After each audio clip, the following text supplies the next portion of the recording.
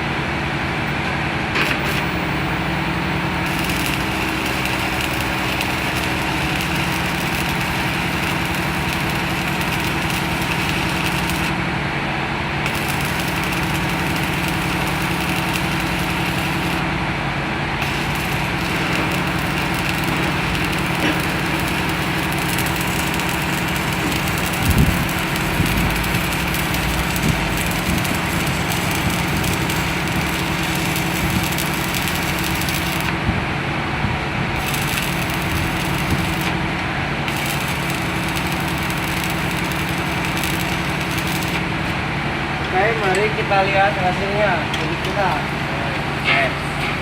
lihat hasilnya ya.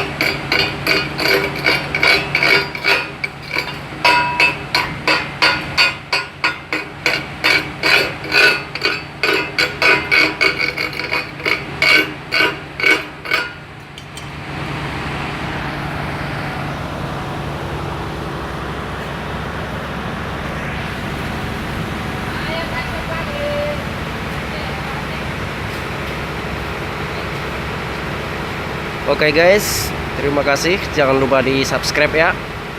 Assalamualaikum warahmatullahi wabarakatuh.